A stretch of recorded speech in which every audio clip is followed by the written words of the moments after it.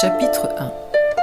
Comment Tommy se demanda pourquoi et débuta son extraordinaire voyage. Papa m'a dit, fils, rends-moi fier, deviens libellule, dépasse les montgolfières.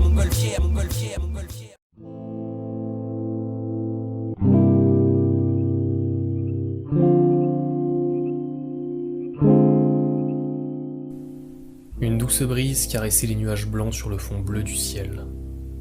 Seul dans son coin, assis à même le sol contre la cloison en bois de la plateforme, Tommy les regardait passer, imposant, à la manière d'énormes navires célestes laiteux.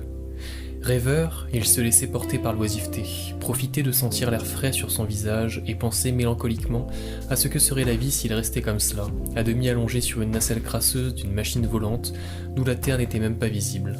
Tommy, arrête de flâner et viens laver le pont. C'est une vraie porcherie de ce côté-là.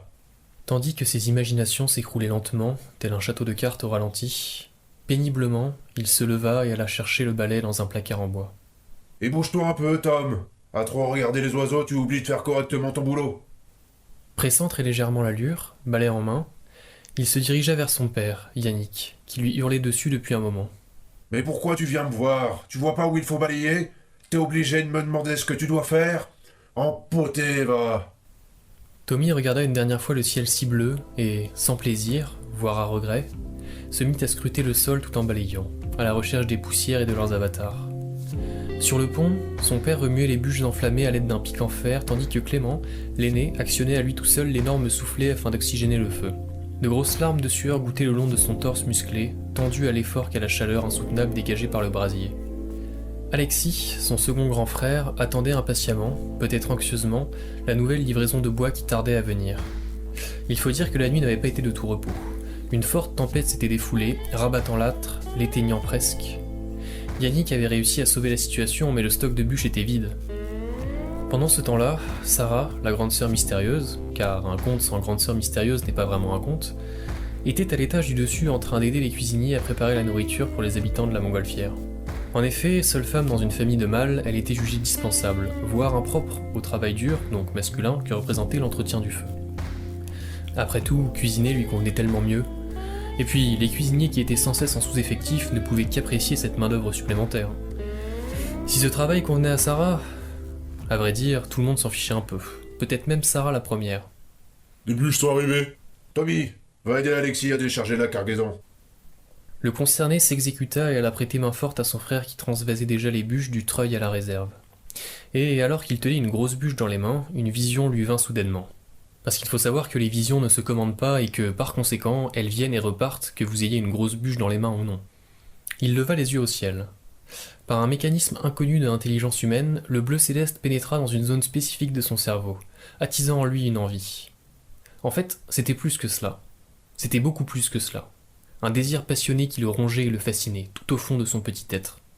Au fur et à mesure qu'il fixait le ciel, le processus s'achevait et s'ancrait en lui, et bientôt il ne fit plus attention ni aux cris de ses frères ni à ceux de son père lui ordonnant vivement de se remettre au travail. Il était comme bloqué devant l'immensité céleste, et ce bleu si pur, cet azur si beau, si harmonieusement dressé lui faisait l'effet d'une bonne tonne de C4 dans son thalamus. Alors il se débloqua, se tourna vers ses aînés et, d'un air enjoué, presque ridiculement stupide, il demanda « Pourquoi le ciel est bleu ?» Il y eut un silence. Tout le monde sur la nacelle s'était arrêté, et tous les regards convergeaient maintenant vers Tommy, qui pour une fois ne se sentait nullement impressionné. Pardon? J'ai dit. Pourquoi le ciel est bleu? Tu te fiches de nous, quoi, Tom?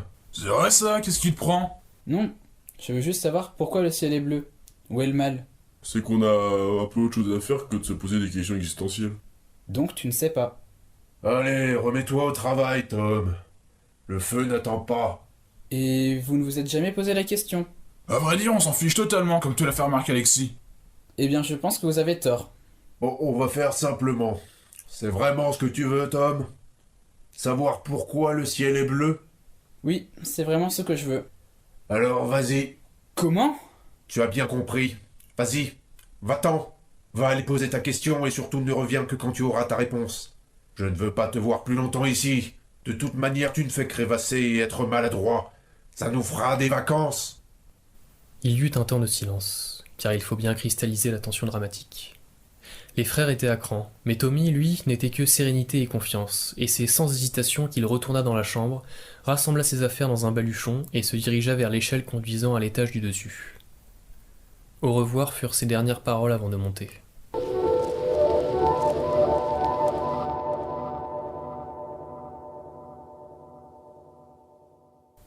En ouvrant la trappe menant à l'étage du dessus, Tommy fut délicieusement surpris par la forte fragrance de nourriture qui pénétra ses narines et vint chatouiller une zone sensible à laquelle son estomac répliqua par un grognement.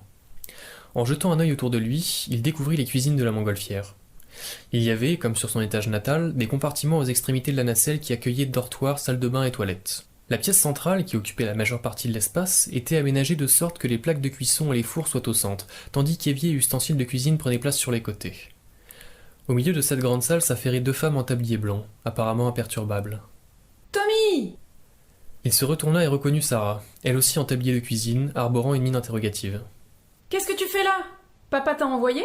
Tu tombes à pic, on est complètement débordés. » Sans lui laisser le temps de répondre, elle l'entraîna vers une table où trônait un plat grandiose. Tommy n'en avait jamais vu de tel. Des fines tranches de saumon d'Alsace, de tomates et de mozzarella étaient disposées en cercle concentrique afin de former une cocarde tricolore.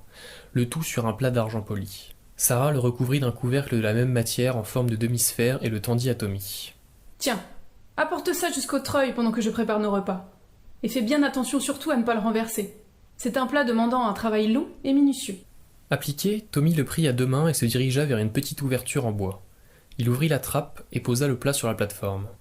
Quel étage? Le dernier. Il referma la trappe et appuya sur le bouton le plus haut. Instantanément, un bruit de frottement résonna, suivi du susurrement de la courroie. En revenant vers sa sœur, il la découvrit en train de préparer des sandwichs. Leur sandwich. Pourquoi vous êtes toujours débordés ici? Tout en finissant de couper les pains, Sarah lui montra les 2 personnes occupées à cuisiner. Tu vois les cuistots là-bas? C'est Sopa et Pipa. Elles sont mariées. Salut. Ouais, salut. Normalement, la chef Acta les aide, mais elle se fait vieille, et elle ne peut pas s'empêcher de dormir. L'absence d'une seule personne bouleverse à ce point leur travail. Oh oui. La chef Acta est un livre de cuisine à elle toute seule. Elle vit pour la cuisine. Sa présence ou non change tout. Sarah avait fini les sandwichs. Elle les emballa dans un baluchon et se dirigea vers l'échelle. Tu viens? Non, je ne viens pas avec toi. Quoi? Mais pourquoi? Parce que je n'ai pas envie. Et cela me semble normal de ne pas faire ce que l'on ne veut pas faire. Mais et ta famille? T'y as pensé? Je ne fais que ça d'y penser, et c'est bien pour ça que je m'en vais. T'as prévenu papa au moins. C'est lui qui m'a demandé de partir. Mais pourquoi? Oh, 3 fois rien. Une histoire de ciel, de bleu, et de pourquoi. Et puis j'en ai marre de devoir me justifier. Je ne viens pas et puis c'est tout. Sarah se tut, fixa son frère quelques instants, sans rien dire, puis le serra dans ses bras. Au revoir, frangin. Au moment de s'en aller, elle déballa son baluchon et lui tendit un des sandwichs. Tiens, c'est le tien. Merci. Puis, sa sœur disparut derrière la trappe, et Tommy, pour la première fois de sa vie, se retrouvait séparé complètement de sa famille. Il était seul face à lui-même. Enfin, presque. Moi, je trouve la question relativement inintéressante et dénuée de sens. Quitter les siens pour une raison si futile, c'est complètement égoïste et irrationnel. Moi aussi, je voudrais partir à l'aventure. Dans ce cas-là, j'ai qu'à me demander pourquoi mon tablier est blanc ou pourquoi mon gigot est chaud. Et c'est bon, j'ai mon prétexte. C'est beaucoup trop simple. Ton tablier est blanc car ses tisseurs l'ont voulu ainsi. Et car ton expérience dans la cuisine te permet de le garder assez propre pour ne pas le ternir. La question concernant ton gigot me paraît tout aussi simple, puisque tu l'as mis dans ton four en connaissance de sa fonction de cuisson. Tu es donc l'auteur, ainsi que le four, si je puis dire, de la chaleur que dégage ton gigot. Ce n'étaient que des exemples. Évidemment que mes questions ne sont pas de même nature que les tiennes, mais ça ne rend pas plus honorable ta fugue. Bien sûr que si, puisque pour trouver la réponse, je dois voyager, contrairement à tes questions auxquelles j'ai déjà répondu. À moins peut-être que tu ne saches pourquoi le ciel est bleu, auquel cas mon aventure s'arrête là. J'ai bien peur de ne pas savoir. Alors je dois continuer. Si ce n'est que ça, alors moi aussi je vais en trouver des questions compliquées. C'est tout de suite moins dur que de se lever tôt tous les matins pour que tout le monde puisse s'empiffrer à bonne heure. Ça ne marche pas comme ça. Tiens, par exemple, qu'est-ce que tu penses du sens de la vie? Pardon? Quel est le sens de la vie? Ou attends, encore mieux, est-ce que Dieu existe? Mais non, ça ne marche pas comme ça. Avec ce genre de questions, je suis sûre d'aller loin.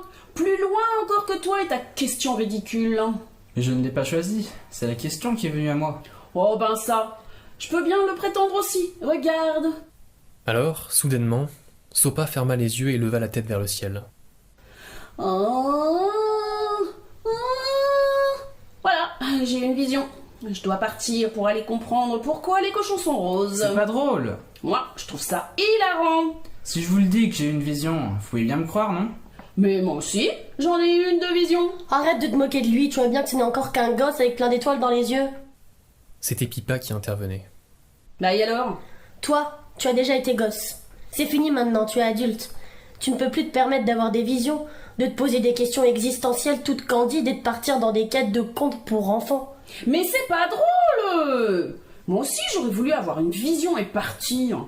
C'est jamais sur moi que ça tombe. Être héros de conte, ça ne se choisit pas. Eh bien, je trouve que c'est pas juste. En attendant, c'est comme ça. On pourrait au moins laisser sa chance à tout le monde. Faire passer une annonce, récolter des CV, organiser des entretiens. Je suis sûre que je serais une meilleure héroïne de conte que ce mioche. Il n'y a pas meilleur héros de conte qu'un mioche, justement. Agacé, Sopa se retourna et s'en alla vers son four en grommelant. J'imagine que vous ne savez pas non plus pourquoi le ciel est bleu. Non, je ne sais pas. J'imagine qu'il faut que je monte à l'étage supérieur alors. J'imagine aussi. Alors, traînant la patte, il se dirigea de nouveau vers l'échelle. Il posa son pied sur le premier échelon. C'est la première fois que je vais aussi loin. Ça peut paraître dur au début, mais tu verras. Il n'y a rien de mieux que les voyages pour former la jeunesse. Si vous le dites. Et puis, Tommy se décida et grimpa jusqu'à l'étage du dessus, inquiet et curieux à la fois. C'était le début d'un extraordinaire voyage.